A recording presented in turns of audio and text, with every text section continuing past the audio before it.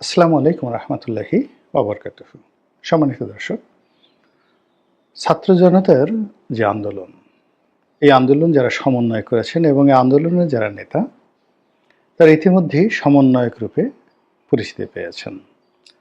যদিও বলা হচ্ছে ছাত্র এবং জনতার গণ অভ্যুত্থান, কিন্তু এখানে জনতার যে রিপ্রেজেন্টেশন, এটি আমরা উপদেষ্টা মণ্ডলীতে দেখতে পাচ্ছি।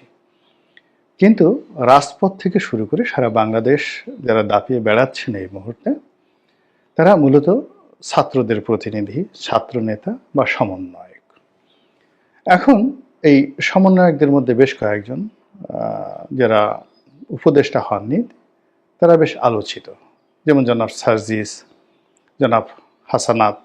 ওনারা এই দুইজন সারা বাংলাদেশের অনেকের কাছে পরিচিত এবং সমালোচিত এবং সম্মানিত বটে। আর তিনজন এখন আছেন উপদেষ্টা মণ্ডলীতে। এর মধ্যে একজনকে বলা হচ্ছে মাস্টার মাইন্ড, মিস্টার মাহফুজ। আর বাকি যে দুজন উপদেষ্টা আছেন, তারাও তাদের যে গুরুত্বপূর্ণ মন্ত্রণালয়গুলো, তথ্য মন্ত্রণালয়, যুব ক্রীড়া মন্ত্রণালয় এবং এর সঙ্গে আবার সাম্প্রতিক সময়ে যুক্ত হয়েছে এলজিআরডি মিনিস্ট্রি, এই মন্ত্রণালয়গুলো তাদের নিকট দেওয়া হয়েছে। আর অন্যদিকে প্রধান উপদেষ্টার যে কার্যালয়, যেটিকে বলা হয় প্রধানমন্ত্রীর কার্যালয়, তো সেই কার্যালয়ে সংযুক্ত অবস্থায় মন্ত্রীর পদমর্যাদায় আছেন মিস্টার মাহফুজ, যাকে বলা হয় মাস্টার মাইন্ড। তো এই যে মিস্টার মাহফুজকে এখন যেভাবে ক্ষমতায়ন করা হয়েছে, এটা অনেকটা ইলন মাস্ককে নিয়ে যেভাবে মিস্টার ডোনাল্ড ট্রাম্প ভবিষ্যতে প্ল্যান করছেন, অর্থাৎ একটা উচ্চ ক্ষমতা সম্পন্ন কমিটি তিনি ফর্ম করেছেন হোয়াইট হাউস কেন্দ্রিক, যেখানে মিস্টার ইলন মাস্ক থাকবেন এবং তিনি এই সরকারের যাবতীয় কর্ম রিপ্রেজেন্ট করতে পারবেন এবং যে কোনো বিষয়ে সুপারিশ করতে পারবেন এবং যে কোনো বিষয়ে তদারক করতে পারবেন, unlimited, just like a president. তো আমাদের এই যে সমন্বয়কদের মধ্যে দপ্তরবিহীন উপদেষ্টা জনাব মাহফুজ, এখন তিনি সর্বময় ক্ষমতার অধিকারী এবং বলা হচ্ছে যে তিনি ডিফ্যাক্টো প্রধান উপদেষ্টা।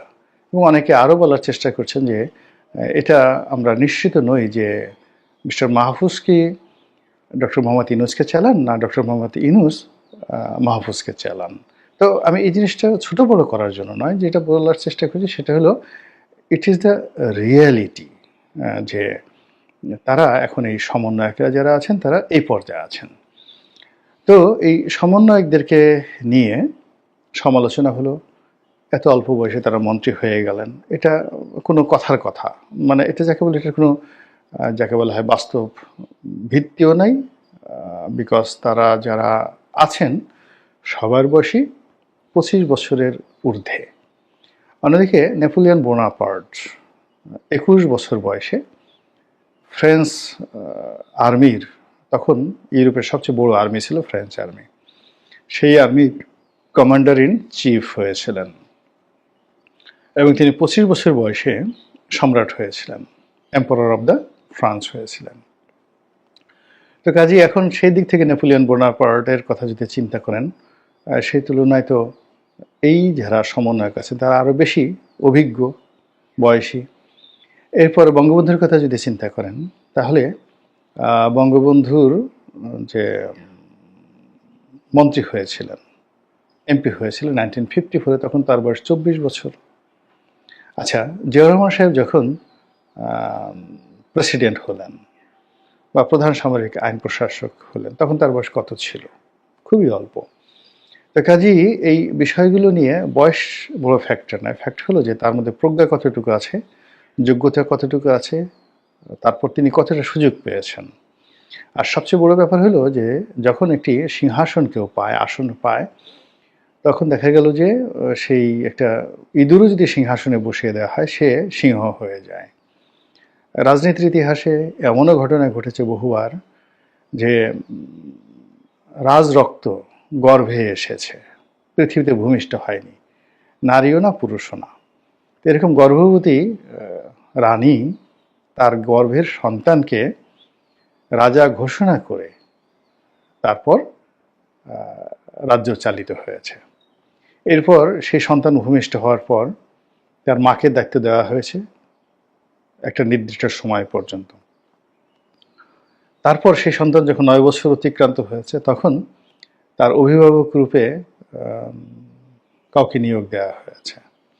এইভাবে হাজার হাজার বছরের ইতিহাসে বহু বিখ্যাত রাজা, সম্রাট, সুলতান এভাবে রাজত্ব করেছেন, যারা মাতৃগর্ভ থেকে রাজা হয়ে এসেছেন।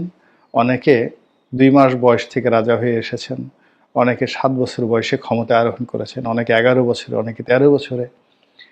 মানে ক্ষমতার যে চেয়ারটি, এটি হলো বিশ্বাসের জায়গা, এটি হলো আস্থার জায়গা, এটি ভালোবাসার জায়গা, নির্ভরতার জায়গা। তো আমাদের এখন যারা সমন্বয়ক রয়েছেন তারা যদি এই নির্ভরতার জায়গাটা তৈরি করতে পারেন তাহলে তারা অনেক কিছু করতে পারেন। এমনকি শেখ হাসিনা যখন রাজনীতিতে এলেন 81 সনে, তখন তার বয়স কত ছিল? তিনি আওয়ামী লীগের সভানেত্রী হয়েছিলেন খুব অল্প বয়সে।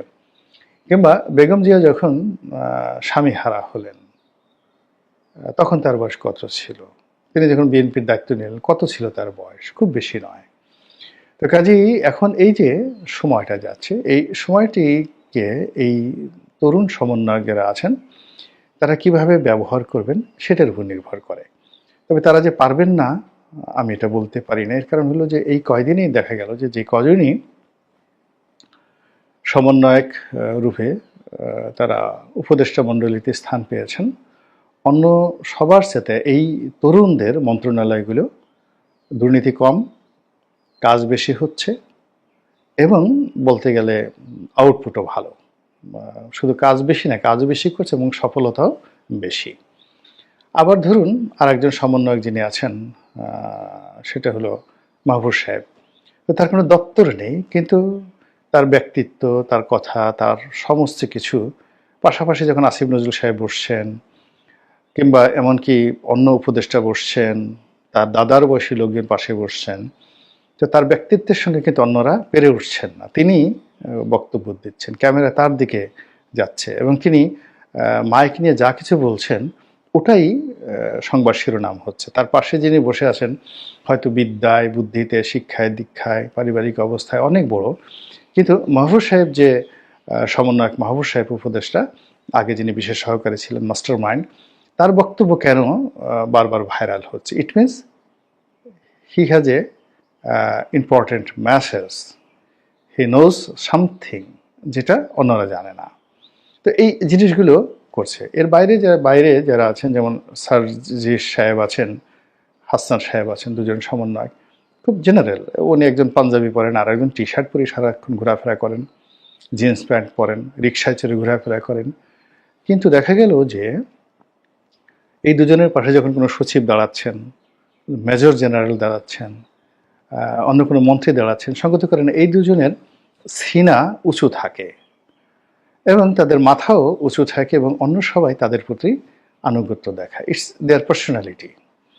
আমরা কেবলমাত্র দেখলাম যে ক্যান্টনমেন্টে যখন এই সেনা সদরে যখন হলো, এই বছর একটা অনুষ্ঠান হলো সশস্ত্র বাহিনী দিবস, এবং এখানে যখন বেগম জিয়া গেলেন এই সময়টিতেই সার্জিস সাহেব বা হাসনাত সাহেব তাদেরকে দেখলাম যে মাথাটা নিচু করে বেগম জিয়ার সঙ্গে ভদ্রতা প্রদর্শন করছেন। কিন্তু এর আগ পর্যন্ত তারা অনেকটা রাষ্ট্রনায়কের মতো, তারা কিন্তু সিনা উঁচু করেই চলেছেন এবং বাকি সবাই, কেউ তাদের কাছে সাহায্যের জন্য গিয়েছেন বা তারা কাউকে কোনো কমান্ড দিতে গিয়েছেন, তারা সিনা উঁচু করে চলেছেন। তো ইটস এ সিমটম যে তাদের মধ্যে অবশ্যই সাহস আছে, শক্তি আছে, যোগ্যতা আছে। এখন সেই যোগ্যতাটাকে তারা কিভাবে কাজে লাগাবেন এটা নির্ভর করবে এই যে তারা যে রাজনৈতিক দলটা করতে যাচ্ছে সেই রাজনৈতিক দলের সফলতার উপর। আমাদের দেশের যে চরিত্র মানুষের, তারা সবসময় মানুষ ক্ষমতার পূজারী। যেমন ধরুন বিএনপি তৈরি হয়েছে ক্ষমতায় থাকতে, এবং জিয়া রহমানের বয়স তখন খুব অল্প, এবং তিনি যাদেরকে গুরুজন মনে করতেন সেই সমস্ত লোক তার অধীনে যাকে বলা সেই চাকুরি করছে রীতিমতো।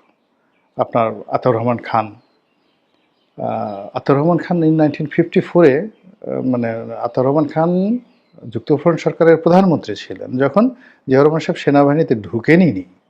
তো সেই মানুষও তো জাস্ট লাইক যাকে একজন ইসের মতো অধীনস্থ ব্যক্তির মতো জিয়াউর রহমানের অধীনে মন্ত্রী ছিলেন। খানে সবুর সাহেব ছিলেন, আরও অনেক শাহজিজুর রহমান সাহেবের মতো মানুষ ছিলেন। তো এরা অনেক প্রাকগুলো, কিন্তু ক্ষমতার রাজনীতি তারা করছেন। এরশাদ সাহেবের ক্ষেত্রে একই অবস্থা প্রযোজ্য। ক্ষমতায় থেকেই মানুষ অনেক কিছু করেছে। যে আওয়ামী লীগের যে গঠন, এটাও ক্ষমতায় থেকেই হয়েছে। আওয়ামী লীগ বলতে গেলে 1954 ইলেকশনে আওয়ামী লীগের যে নিরঙ্কুশ বিজয় হোসেন শহীদ সরওয়ার্দীর নেতৃত্বে, তখন থেকে আওয়ামী লীগের যে ফরমেশন, এটা ক্ষমতা কেন্দ্রিক। ক্ষমতার বাইরে থেকে আওয়ামী লীগ আসলে অত ভালো কিছু করতে পারেনি।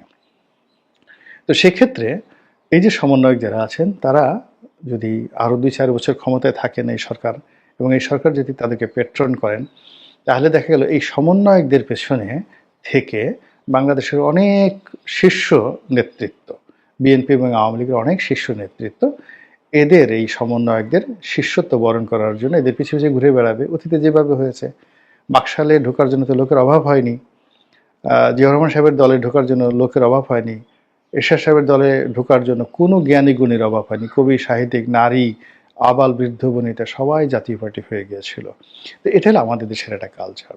তো যাই হোক, যেটা বলছিলাম যে সমন্বয়করা যদি দল করেন এবং এ সরকার যদি টিকে যায়, তাহলে সবচেয়ে বেশি বিপদে পড়বে বিএনপি, একেবারে মারাত্মক বিপদে পড়বে, আর কপাল খুলে যাবে জামাতের। এবং সেটা কিভাবে, সেটা হয়তো আরও ইন ডিটেলস বলবো। আর জামাতের কপাল খুলে যাওয়ার পরে দ্বিতীয় যাদের কপাল খুলবে তারা হলো আওয়ামী লীগ। এবং এটা একটা ইতিহাসের সবচেয়ে নির্মম, নিষ্ঠুর, অথচ রূঢ় বাস্তবতা, যে আওয়ামী লীগের বিরুদ্ধে সমন্বয়কদের যুদ্ধ করতে হয়েছে, তারা ক্ষতিগ্রস্ত হয়েছে এবং তাদের বিজয় সূচিত হয়েছে। এই সমন্বয়কদের বিজয়ে আবার দেখা গেল আওয়ামী লীগ সবচেয়ে বেশি বেনিফিট হয়ে যাবে। এই যে হিস্ট্রি, ইতিহাস যে বারবার এই ঘটনা ঘটায় এবং সারা দুনিয়াতে অনাদিকাল থেকে, এই বাংলাদেশে সেই ঘটনা যদি আগামীতে ঘটে, খুব বেশি আশ্চর্য অনেকেই হবেন, কিন্তু আমি হব না, বিকজ আমি ইতিহাসের এই পার্টগুলো বহুবার পড়ে এসেছি।